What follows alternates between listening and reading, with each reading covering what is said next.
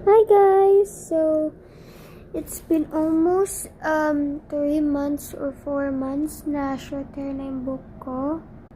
At ang pangit ng nasa likod. Tignan nyo, be.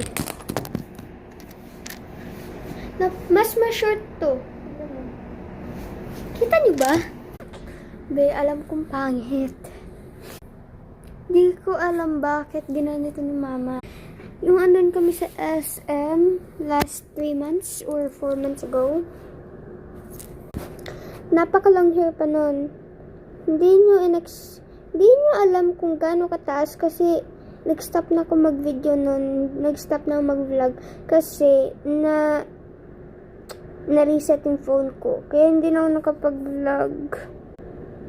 Tapos, nagawa na ako ng ibang account, and then, nagka-virus ulit. Ito nga pala yung cellphone ko.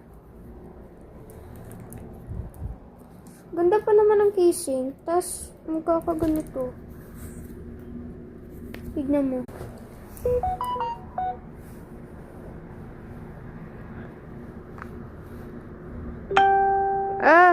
Tignan mo, nagkakaganyan! Di pa nga nakakapunta sa app eh. Kaya magda-download ako itong cellphone na gamit ko. Itong cellphone na ginagamit ko pang vlog ngayon is cellphone ni mama. Connected kasi yung cellphone ko tsaka itong cellphone niya sa mga watch niya, iPhone niya, iPad. At excited ako. May sinabi siya sa gift ko sa birthday ko. Di pa sure kung bibili niya ba or hindi, pero ni-promise niya sa akin. Alam mo, sabi niya, yung maliit na size na iPhone, ayaw niya kasi yung malaki kasi laging nahulog yung cellphone ko eh. Nagkaka-accident. Bakit? Di ba kayo nagkaka-accident tuwing nahulog cellphone niyo? Kaya yung bibili ni mama, yung maliit. Okay lang sa akin, at least may iPhone, di ba? Yung iba nga, hindi makabili ng iPhone eh. Kaya okay lang sa akin.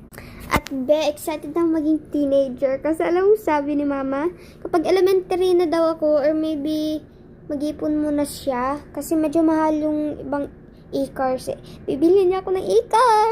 Pero hindi niya ako, ihatid or hatid sundo.